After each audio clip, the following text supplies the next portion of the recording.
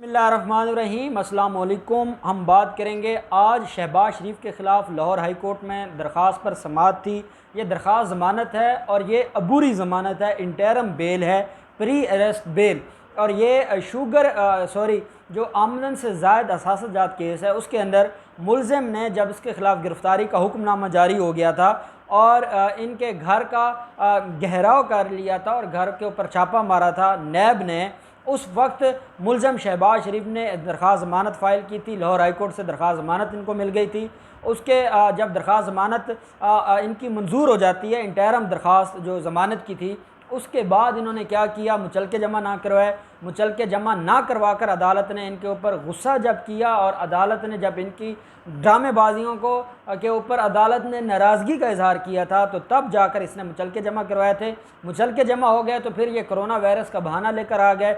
अदालत को इनके जो इंटेंशन है उसका इल्म है, बैड इंटेंशन का। अदालत ने ख़ुद एक मेडिकल बोर्ड बना दिया। मेडिकल बोर्ड को कहा कि इसका कोरोना का टेस्ट किया जाए और हमें रिपोर्ट दी जाए। जब रिपोर्ट अदालत में भिजवाई गई तो वो नेगेटिव था। फिर उन्होंने कहा जी कि हमें दोबारा 7 जुलाई को इनकी तरफ से दरख्वास्त आ गई कि एग्ज़म्प्ट किया जाए मुलज़िम को, और मुलज़िम की एग्ज़म्पशन मंजूर हुई थी कि एक दफ़ा मज़ीद टेस्ट हो जाए, क्योंकि जब तक 2 दफ़ा नेगेटिव ना आए तो डॉक्टर्स कहते हैं कि वो बेहतर नहीं होता।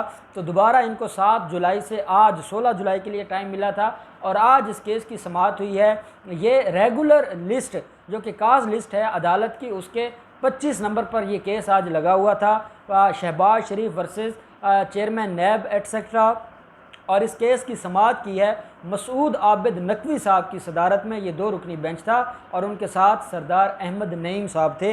ये 2 रुकनी बेंच था जिसने आज समाअत की है। मुलज़िम शहबाज शरीफ आज समाअत जब शुरू हुई है उससे आधा घंटा पहले पहुंच गए थे अदालत में, और उनके साथ उनके को 8-10 कारकुनान भी थे और वकला की एक फ़ौज भी थी जो कि PMLN के कारकुनान थे, या PMLN की वकला जो एक ग्रुप है उसके मेंबर्स थे जो शहबाज शरीफ के साथ थे। शहबाज शरीफ अदालत में पहुंचे हैं। अदालत ने अपना रेगुलरली जो मामलात हैं वो चलाए हैं। पहले अर्जेंट मैटर्स को सुना है, बाद में जाकर जो सप्लीमेंट्री मैटर्स होते हैं उनको सुना है, और फिर रेगुलर में जब अदालत ने समाअत शुरू की है उन मैटर्स के ऊपर, तो वो भी क्योंकि इनका 25 नंबर था तो अदालत ने अपने हिसाब से जो जिस तरीके से तरतीब थी जब समाअत शुरू की, तो मुलज़िम शहबाज शरीफ के लिए अदालत में बैठना भी बड़ा मुश्किल था। और जब अदालत किसी की दरख्वास्त ज़मानत खारिज करती थी तो मुलज़िम की चीखें निकल जाती थी और मुलज़िम को ये लगता था कि मेरे साथ भी यही होने वाला है। जब भी कोई मुलज़िम अदालत में बैठा होता है और किसी और मुलज़िम की जब दरख्वास्तें खारिज होती हैं तो मुलज़िम का अपना जो दिमाग है वो भी घूम रहा होता है कि मेरे साथ भी यही हो सकता है। अदालत सिंपली कह सकती है सॉरी डिसमिस। अब सॉरी डिसमिस से डर कर मुलज़िम की वैसे जान निकली होती है जो अदालत के अंदर बैठा होता है। तो जो जूनियर्स वकला थे वो गए हैं, एक दफ़ा रीडर साहब के पास गए हैं, जाकर रिक्वेस्ट की है कि जनाब जो शहबाज शरीफ हैं उनकी उसके केस को पहले लगाया जाए ताकि मुलज़िम का यहाँ बैठना बड़ा मुश्किल है और उसकी सेहत ख़राब है।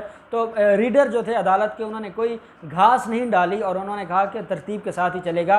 जब दूसरी तीसरी दफ़ा वो गए तो जो ऑनरेबल बेंच था उन्होंने इस्तफसार किया कि क्या मामला है, ये वकला साहबान क्यों बार बार इंटरप्ट कर रहे हैं, जिसके ऊपर रीडर साहब ने अदालत को बताया कि वो ये चाहते हैं कि जो पहले केसेस हैं उनको बाद में सुना जाए और पहले मुलज़िम शहबाज शरीफ का सुना जाए।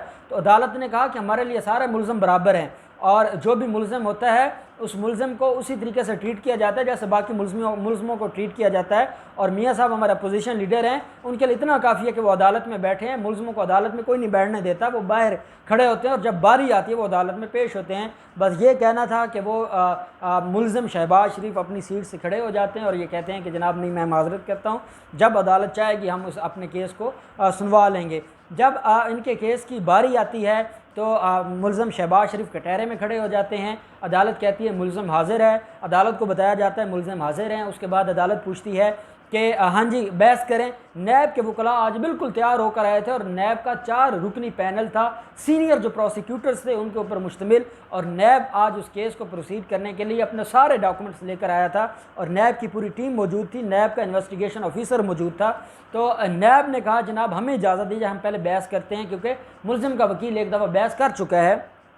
जिसके ऊपर जो वकला थे PMLN के उन्होंने इंटरप्ट किया और उन्होंने अदालत से कहा कि जनाब जो इसके अंदर कौंसल हैं अमजद परवेज़ साहब वो आज मौजूद नहीं हैं और उनके वो जिस एरिया से बिलोंग करते हैं जहाँ से उन्होंने आना जाना होता है वो इलाके सील हो चुके हैं लाहौर में, इसलिए वो ट्रैवल नहीं कर सके और वो आज अदालत में पेश नहीं हो सके। और साथ उन्होंने एक नोटिफिकेशन जमा करवाया कि वो जो गुलबर्ग का इलाका है वहाँ सील होने की वजह से वो पूरा इलाका सील है और नकलो हरकत बंद है। इस वजह से जो वकील साहब हैं अमजद परवेज़ साहब वो पेश नहीं हो रहे। और साथ एक और डॉक्यूमेंट दिया गया जिसकी बुनियाद पर यह कहा गया कि बाकी जो उनके केसेस लाहौर हाई कोर्ट के अंदर लगे हुए हैं उनमें भी सब में एडजर्नमेंट दी गई है, उनमें भी दरख्वास्त दी गई है। क्योंकि अगर एक वकील साहब एक केस में पेश होते हैं दूसरे में पेश नहीं होते, लाहौर हाई कोर्ट में कंप्यूटराइज्ड सिस्टम है तो वो सारी चीज़ें सामने आ जाती हैं, इसलिए वहाँ पर फ्रॉड करना बड़ा मुश्किल होता है। इसलिए उन्होंने सारे जो डॉक्यूमेंट्स थे और सारी जो डिटेल्स थी वो अदालत में सबमिट करवा दी। तो अदालत ने कहा ठीक है, आपकी बहस तो हुई है और आपने जो पिटीशन में लिख दिया हम उसको पढ़ लेंगे और हम जो नैब है उनका सुन लेते हैं और नैब के मामलात को देख लेते हैं, जिसके ऊपर ये कहा गया कि जनाब इसमें अमजद परवेज़ साहब ने अदालत को असिस्ट करना है और अमजद परवेज़ साहब ये चाहते हैं कि जब वो अदालत में मौजूद हूँ तब नैब की बहस सुनी जाए ताकि वो अगर किसी सवाल का जवाब देना पड़ जाए तो वो जवाब दे सकें। ये कहना है अमजद परवेज़ का और ये उनकी तरफ से रिक्वेस्ट आई है। तो अदालत ने अज़राए मजाक कहा है कि ये तो मुल्ज़िम इतने स्ट्रॉन्ग हैं कि ये तो इस लॉकडाउन को और इस जो सील किए गए हैं इलाके ये तो 2 हफ्ते और इसको बढ़ा सकते हैं, तो फिर क्या है उनका इंतज़ार किया जाएगा। जिसके ऊपर ये कहा गया मुल्ज़िम शहबाज शरीफ की तरफ से कि जनाब नहीं इंशाअल्लाह नेक्स्ट डेट ऑफ हेयरिंग पर हमें थोड़ा सा रूटीन का टाइम दिया जाए। नेक्स्ट डेट ऑफ हेयरिंग पर अगर वो वकील साहब मौजूद नहीं होंगे तो उनकी जगह कोई और सीनियर बहस कर देगा और हम अदालत में मज़ीद टाइम नहीं लेंगे। तो अदालत ने इस केस की समाअत 23 जुलाई के लिए पोस्टपोन कर दी। आज 16 जुलाई है, 23 जुलाई के लिए पोस्टपोन की है, जिसके ऊपर जो वकलात है PMLN के उनका ये कहना था कि जनाब इसमें कम से कम ईद के बाद की डेट की जाए। अब मुल्ज़िम का असल इशू क्या है? मुल्ज़िम का इशू ये है, वो ये चाहता है कि किसी तरीके से ये टाइम निकल जाए और अगस्त की छुट्टियां भी निकल जाएं और ईद भी निकल जाए और सितंबर तक ये मामला चला जाए। पहले मुल्ज़िम ने अपना कोरोना वायरस निकाल लिया। कोरोना वायरस जब उसके अपने लोगों ने इत्तेफाक हॉस्पिटल से जब उसने टेस्ट करवा के पॉजिटिव करवा लिया, अदालत जानती है और अदालत सारी चीज़ों को जानती है और सारे बेंच एक जैसे नहीं होते और अदालत ने medical board national medical authority को ये कह दिया था कि इसके ऊपर हमें रिपोर्ट चाहिए। जब उन्होंने सारे का सारा मेडिकल किया और उन्होंने उसके ऊपर मेडिकल रिपोर्ट अदालत में सबमिट करवाई तो उन्होंने अदालत को ये बताया कि वो मेडिकल तो नेगेटिव है, मुल्ज़िम को तो है ही नहीं कोरोना वायरस। जिसके बाद इनका बहाना वो ख़त्म हो गया और अब नया बहाना आ गया वकील साहब का।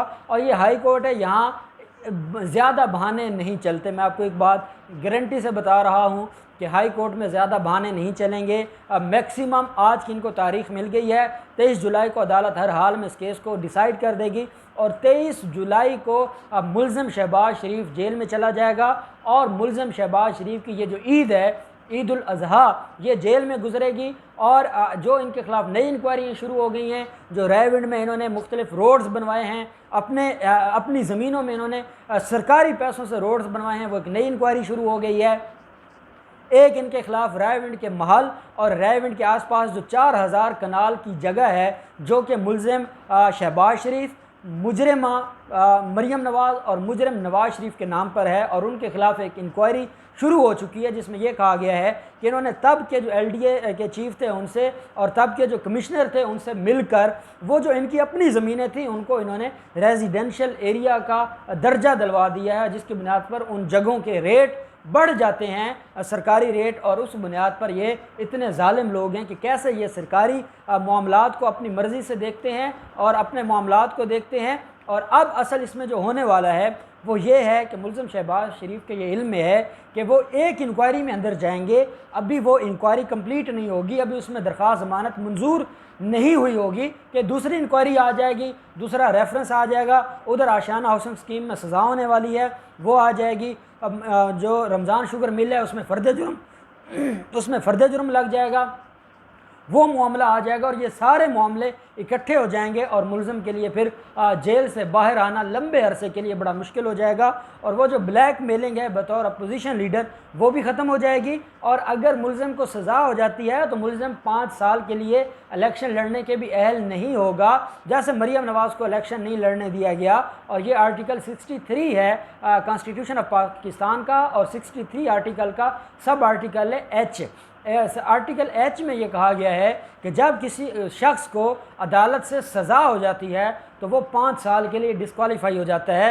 और आशियाना हाउसिंग स्कीम में क्योंकि सज़ा होने वाली है, तो जब सज़ा हो जाएगी उसके बाद मुलजिम अगले 5 साल के लिए नाअहल हो जाएगा।